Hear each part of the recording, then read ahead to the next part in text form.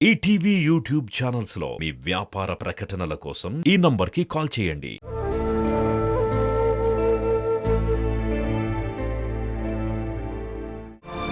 నిన్ను కలవకుండా ఇక్కడి నుండి వెళ్ళనని మొండికేస్తున్నాడు. అందుకే బావాను కాలు పెట్టుకుని పైదాకొచ్చాను. టైం 6 అవబోతోంది. ఇదొక లేడీస్ హాస్టల్. భర్త అయినా సరే, తండ్రి అయినా సరే, అన్నదమ్ములైనా సాయంత్రం టైంలో వాళ్ళిక్కడికొచ్చి కలవడం మంచిది కాదు. నువ్వు పద వెళ్దాం. నేను దిగి వస్తే నా మనశ్శాంతే పోతుంది. మీరు ఎలాగైనా ఆయన్ని వెళ్ళిపోమని చెప్పండి. ఇలా మాట్లాడితే ఎలా? చెప్పాల్సిందేదో ఆయన దగ్గరికి వచ్చి చెప్పు. ఇంకెప్పుడు ఇక్కడికి రావద్దని గట్టిగా చెప్పేయి. ఆ తర్వాత ఏ సమస్య ఉండదు. ఏంటి బాలా, నేను మాట్లాడాలా? ఇందులో మీరెవ్వరు జోక్యం చేసుకోవద్దు. బాల వెళ్ళి మాట్లాడితే చాలు. ఏదో ఒకటి చెప్పి పంపించు. మిగతా వాళ్ళకు కూడా ప్రశాంతత ఉంటుంది. పద. బాలా వెళ్ళు. ఇక ఇక్కడికి రావద్దని మొహం మీద చెప్పొచ్చాయి.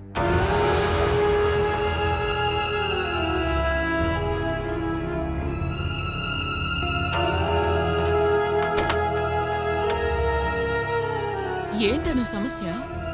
నేను చెప్తాను.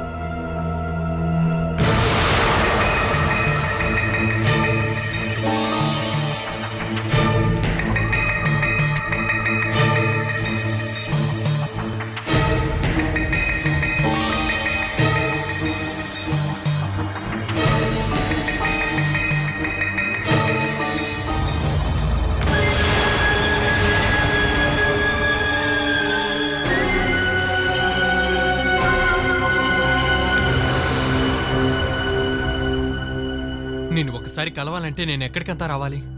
ఎవరినంతా బతిమాల్సింది? నా ముందు రావడానికి నీకంత అసహ్యంగా ఉందా? మిమ్మల్ని కలవడం నాకు అసలు ఇష్టం లేదు. నీ మెడలో తాలి కట్టిన వాడిని నేను. నిన్ను చూడ్డానికి కలవడానికి హక్కున్న వాడిని. నువ్వు ఎక్కడికెళ్ళినా నేను ఎక్కడికి వస్తాను. మనసులో కాస్తైనా జాలి ఉంటే నన్ను చూడ్డానికి స్కూలుకో ఇక్కడికో రావద్దు.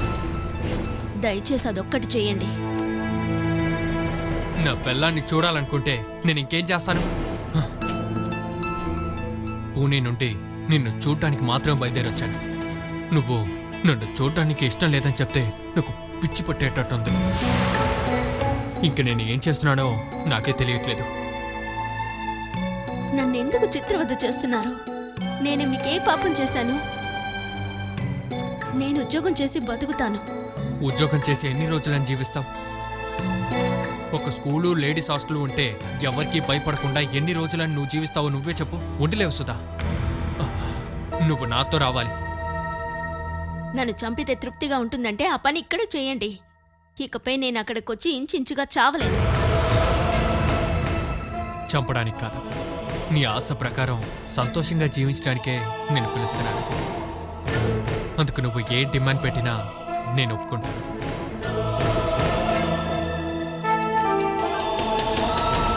నువ్వు చెప్పావు కదా సైకాట్రిస్ట్ని కలవమని. నేను కలిశాను. నాకు ఏ సమస్య లేదే. మన ఇంట్లో జరిగిన ప్రతి విషయం మీరు ఆయనతో చెప్పారా? భార్య తన తండ్రితో మాట్లాడినా అక్రమ సంబంధం అంటగడతానని ఆయనతో చెప్పారా? ఇంట్లో ఉన్న మగాళ్ళందరితో అక్రమ సంబంధం అంటగట్టే విషయం, మందు కొట్టి నన్ను కొట్టే విషయం చెప్పారా? ప్రపంచంలో ఉన్న ఆడవాళ్ళందరూ చెడ్డవాళ్ళని నేను నమ్ముతున్నానని చెప్పారా? నాకు గుర్తున్న ప్రతి విషయం చెప్పాను. అయితే ఆ డాక్టర్ ఏ ప్రాబ్లం లేదన్నారు కదా? కొంచెం సర్దుకుని పెళ్ళంతో కొంచెం ప్రేమగా ఉండమని చెప్పారు, అంతే. అయితే ఆ డాక్టర్ని తీసుకెళ్లి మంచి డాక్టర్ దగ్గర చూపించాలి. ఆయనకి మీ వ్యాధే ఉండుంటుంది. ఎందుకంటే ఇవన్నీ విని ఏ ప్రాబ్లం లేదని పంపించరుగా. వద్దు, ఆ డాక్టర్ దగ్గరికి నేను వెళతాను. నా భర్తకి ఏ ప్రాబ్లం లేదంటే వ్యాధి నాకే ఉండాలిగా. ఆ డాక్టర్ అడ్రస్, ఫోన్ నెంబర్ ఇవ్వండి, నేను కలుస్తాను. నీకేంటి నా మీద అస్సలు నమ్మకం లేదా? లేదు. నన్ను ఇంత టార్చర్ చేశారని చెప్పినా ఏ ప్రాబ్లం లేదన్న అతన్ని నేను చూడాలి. ఇలా చూడు బాలా, నువ్వు కూడా ఇలా మాట్లాడితే ఎలా? నేను నిన్ను కోపంతో అన్న మాటలంతా డాక్టర్తో చెప్పగలనా చెప్పు? దానికి అవసరమే ఉంది. నువ్వు రాబాలా, మన కూర్చుని మాట్లాడతాం. నీకు ఏమేం చెప్పాలా అంతా చెప్పు. కానీ నువ్వు నాతో రావాలి. ఒక నెల రోజుల్లోనే మీరు ఎవరనే విషయం నాకు అర్థమైపోయింది. ప్రేమగా మాట్లాడి మాయ చేసి నన్ను ఇక్కడి నుంచి తీసుకువెళ్ళాలనుకోవద్దు.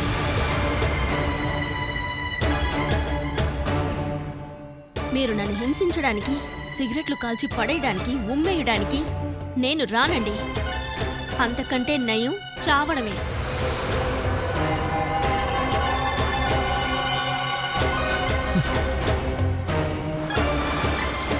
నేను ఒక 4 సార్లు వచ్చేళ్ళానంటే స్కూల్లో నీ ఉద్యోగం పోతుంది. ఇంకా నీ లేడీస్ హాస్టల్ అది మార్చడానికి నాకు ఒక్కరోజు చాలు. నన్ను వద్దనేసి స్కూల్లో ఉన్న సార్లతో హోటలు రిసార్టు మాత్రం తిరగచ్చనేసుకోకేనా?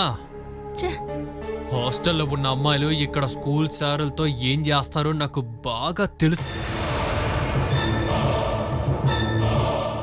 ఆగవే. నన్ను వద్దనేసి నీకు ఇష్టం వచ్చినట్టు తిరగచ్చని మాత్రం అనుకోకు. నిన్ను అస్సలు ఊరుకోను. నిన్ను కష్టపెట్టి అవమాన పెట్టి మిగతా వాళ్ళ ముందు నువ్వు తల ఎత్తి తిరగలేనట్టు చేసేస్తాను. నువ్వు బాగా ఆలోచించు. నా భార్యగా బతకాలా లేదా ఊర్లో తప్పుడు దారిలో తిరగాలా అని నువ్వే నిర్ణయించు.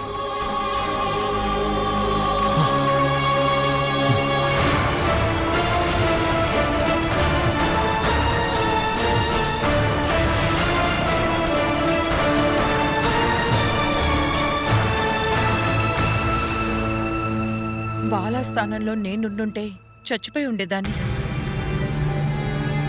హలో, తన కథ విని కోపడుతున్నావా? నువ్వు డ్రెస్ కూడా మార్చుకోలేదు. బాలాస్థానంలో నేనుండింటే ఆ వేణుని చంపేదాన్ని. బయట నుంచి మాట్లాడడం ఈజీ అజిత, కానీ మనదే అనుభవించేటప్పుడు మనం బలహీనమైపోతాం. నాకటువంటి బలహీనత లేదు. నేను ఆ వేణుగోపాల్ని చూసొస్తాను. ఎందుకు? వాడు చంపు పగలు కొట్టాలని నా చెయ్యి దురదగా ఉంది. అది కూడా బాలా ముందే కొట్టాలి.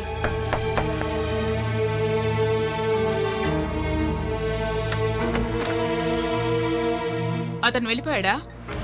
వెళ్ళిపోయాడు. ఆయన ఏమన్నారు? బెదిరించాడు. తనతో వెళ్ళకపోతే నన్ను బతకనివ్వడట.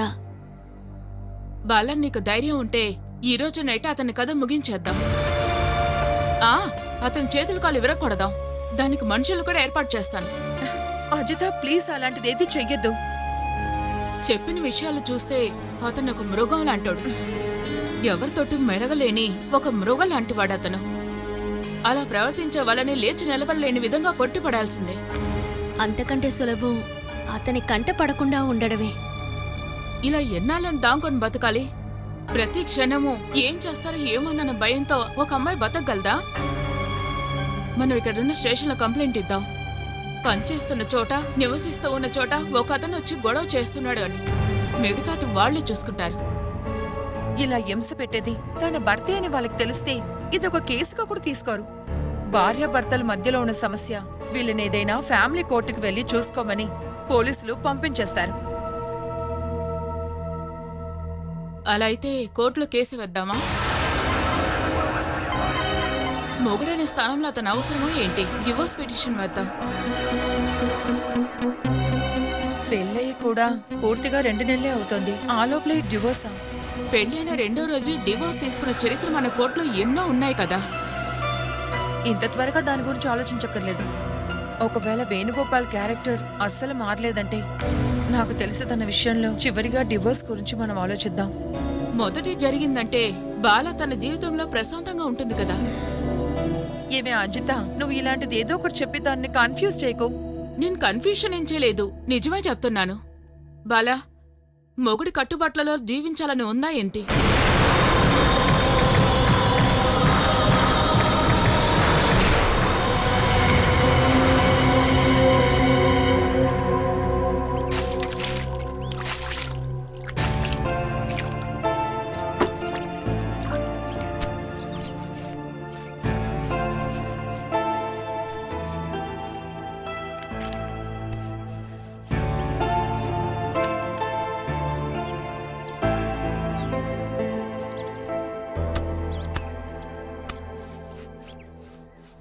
నేను 2-3 రోజులుగా చూస్తున్నాను. అందరి దగ్గర నుంచి నువ్వు తప్పించుకుంటున్నట్టు ఉంది. ఎవరితోని మాట్లాడకుండా అందరినీ అవాయిడ్ చేస్తున్నారు. నీకసలు అంతలా సమస్య ఏంటన్నయ్య? ఏ నిమిషంలోనైనా బ్లాస్ట్ అయ్యే బాంబుని చేతికిచ్చేసి మీరెందుకు దీనికి భయపడతారు అని అడిగినట్టుంది. చమేలితో గొడవ ఇంకా కంటిన్యూ అవుతోందా?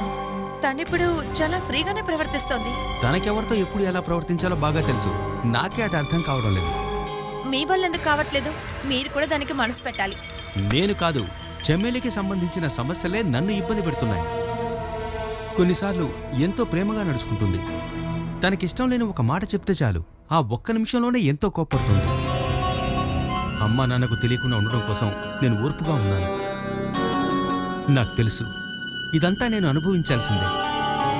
బాల ఏడ్చిన ఏడుపుకి దేవుడు ఇలాగే కదా పగ తీర్చుకుంటాడు. మీరింకా అవన్నీ మర్చిపోలేదా? అన్నీ మర్చిపోయి ఒక కొత్త జీవితాన్ని మొదలుపెట్టాను. మన కోసం మనింటికి వచ్చిన పిల్లని ప్రాణానికి ప్రాణంగా ప్రేమించాను కూడా. కానీ ఆ అమ్మాయి ఇప్పుడు నన్ను ఎంతగానో ఇబ్బంది పెడుతోంది తెలుసా? ఇంతలా బాధపడేంత మీ మధ్య ఏం గొడవ జరిగింది? మనసు విప్పి మాట్లాడితే సర్దుకుంటాయి. లేకపోతే ఒక నెలకి లీవ్ పెట్టి మీరిద్దరూ కలిసి ఎక్కడికైనా వెళ్ళండి. దానికి తను ఒప్పుకోవడం లేదే. మిగతా ఏ ఊళ్ళకు వెళ్లకుండా ఇక్కడే తనను కట్టిపడేసే విధంగా ఏదో ఒకటి, ఆ ఎస్టేట్ బంగ్లా లేకపోతే మాయమ్మ, చెమ్మేలికి సంబంధించినటువంటి ఏదో ఒక కథ అక్కడ ఉంది. మీరు తన్ని అడిగుండొచ్చు కదా. ఆ విషయం తను అడిగితే తను వెంటనే వైలెంట్ అవుతోంది. కొన్ని సందర్భాల్లో తన నడవడిక చూస్తుంటే భయం వేస్తోంది. మనసులో ఉన్నది అడగాలంటే తను తిరిగి ఏం మాట్లాడుతుందో అని కంగారుగా ఉంది. ఆస్తులు అంతస్తులు అన్నీ ఉన్న భార్య దొరికిందని అమ్మా నాన్న ఎంతగానో సంతోషంగా ఉన్నారు తెలుసా? నేనెందుకు వాళ్ళ సంతోషాన్ని దూరం చేయడం? మిగతా వాళ్ళు సంతోషపడ్డానికి మీరు త్యాగం చెయ్యాలా? ఇప్పటి వరకు అంతే కదా. అయితే చమేలి నచ్చిందని చెప్పడం, తనతో మాట్లాడిందంతా అబద్ధమా అన్నయ్య? ఇప్పుడు కూడా తనంటే నాకు ఇష్టమే. కానీ కొన్ని సందర్భాల్లో తను చేసే పనులు నాకు అస్సలు నచ్చడం లేదు. అయితే మీరు తనతో డిస్కస్ చేయాలి, పరిష్కరించాలి. అలా చేయకుండా పాత ప్రేమికురాలు, కన్నీరు, శాపం ఇలాంటివన్నీ మంచి భర్తకి లక్షణాలు కావు. ఒక పని చేద్దాం, చమేలితో నేను మాట్లాడతాను. తన సమస్య ఏంటో అడిగి తెలుసుకుంటాను. వద్దు, నువ్వు మాట్లాడొద్దు. ఎందుకన్నయ్యా? కోప్పడ్డం లేకపోతే గొడవ పడ్డం, చేతికి దొరికినవన్నీ తను విసిరివేయడం తెలిసి చేయడం లేదు. అలా చేసిన ఒక్క నిమిషం తర్వాతనే నేనేనా అలా చేశాను అన్నట్టుగా ఉంటుంది.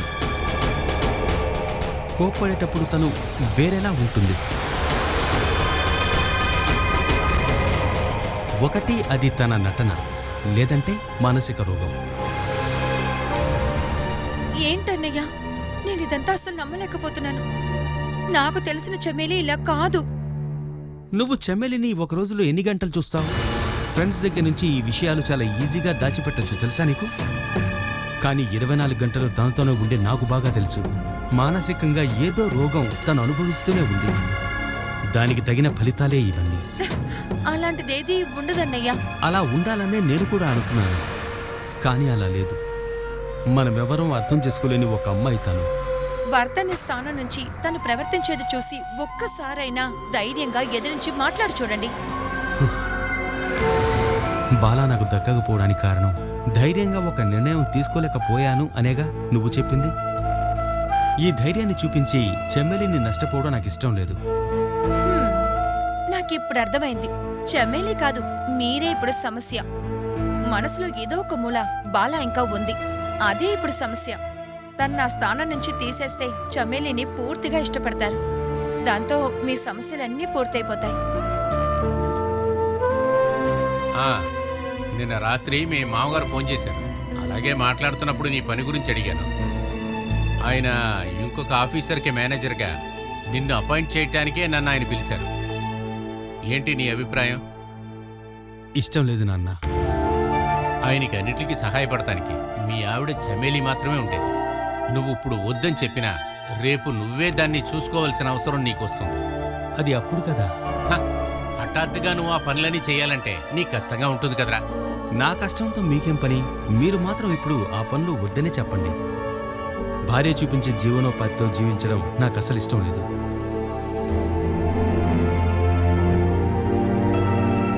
మామయ్య కొనిచ్చిన కారులో వెళ్తాడు, కానీ ఆయనకున్న బిజినెస్లు చూసుకోమంటే చూసుకోలేడా? సూపర్, మంచి పాలసీ. సూరజ్ అన్నయ్య నంబియార్ అంకుల్ బిజినెస్ ని చూసుకుంటే మీ కాలం తర్వాత మీ బిజినెస్ లని ఎవరు చూసుకుంటారు? అందుకే కదమ్మా నువ్వున్నది. నీకు ఒక పెళ్లి చేసి పెట్టి ఒక భాగం నీకిస్తాను కదా, అది సరిపోతుందిగా. మీ ఉద్దేశం ఆస్తిని పెంచాలన్న దాని మీదే ఉంది. అది లేనోడు ఎవరికి అవసరం అమ్మా? నంబియార్ గారికి తర్వాత ఆయనకున్న కోట్ల బిజినెస్ వచ్చి చేరవలసింది సూరజ్ గారి చేతికేగా. బాగా ఆలోచించుకొని చేస్తే వాడికి మంచిది. కానీ ఒకటమ్మా, నీ సెలక్షన్ బాగుంది. కొంచెం అటు ఇటు అయినా గానీ చమేలి సూరజ్ గాడికి అదృష్టలక్ష్మి.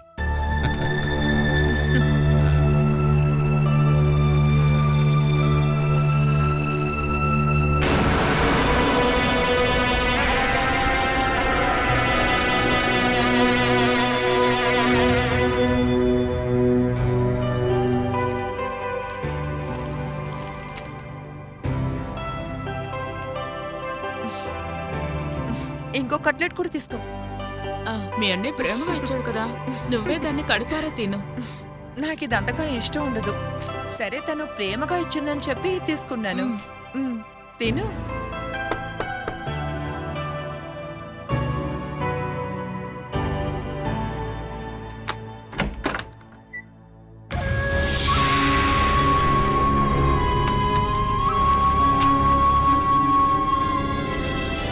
ఏంటి, నిన్నెవరైనా తరుముకుంటూ వచ్చారా?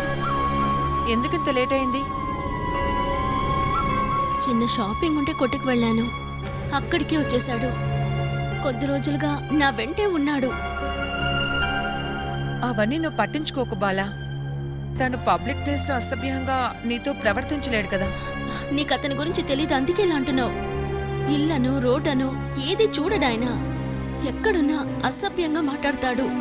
నేను ఇదే కదే అప్పటి నుంచి నీకు తెలివిగా చెప్తూనే వచ్చాను, వద్దు డివోర్స్ తీసుకోమని. పోనీ అది కుదరకపోతే దాంకోవడం మాత్రం ఆపు. నువ్వు ఇక వెళ్ళి కాళ్ళ మీద పడు. ఇవాళ స్కూల్కి కూడా వచ్చాడు. నేను మనశ్శాంతిగా పిల్లల క్లాస్ కూడా తీయలేకపోయాను. ఆయన రాని ప్రదేశానికి పారిపోతే చాలనుంది. బాలా, తన కోసం భయపడి ఉన్న ఉద్యోగాన్ని మానేకు. అదే నీకు బలం. మానేసేలా ఆయన చేస్తాడు.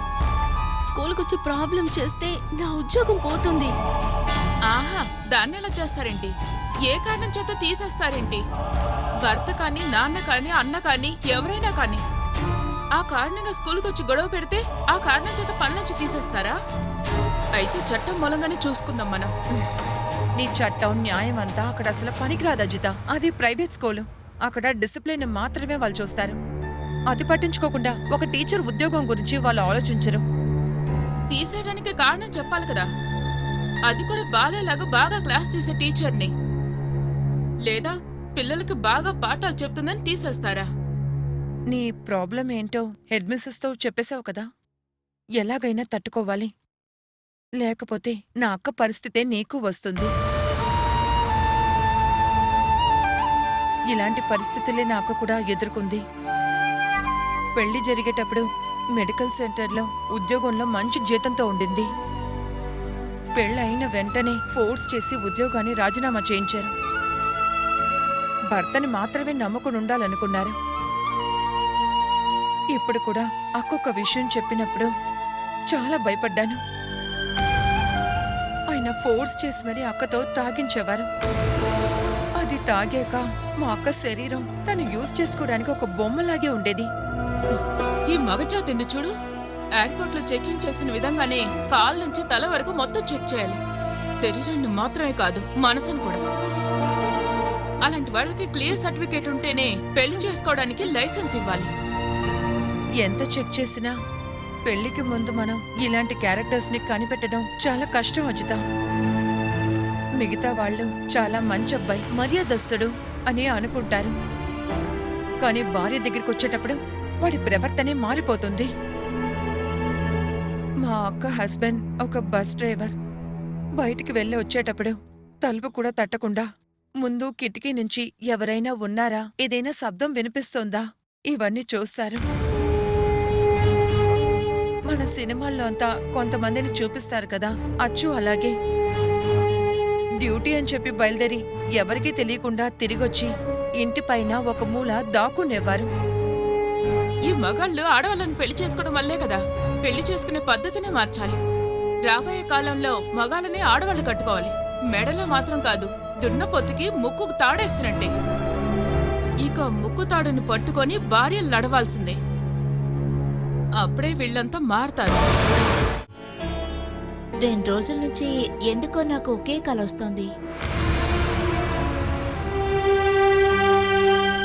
బాలాని వేణుగోపాల్ ఒక పెద్ద కొండ మీదకి లాక్కు వెళ్తున్నట్టు, సహాయం కోసం తను అరుస్తున్నట్టు. పదండి, మనం ఒక్కసారి వెళ్ళి చూసేద్దాం.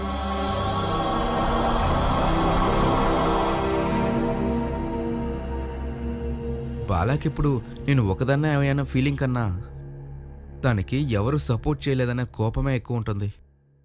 ఆ మొండితనమే తన బలం. ఎప్పుడు మనం తనని చూడటానికి వెళ్తే ఆ బలం ఇప్పుడు పోతుంది. అది వద్దు.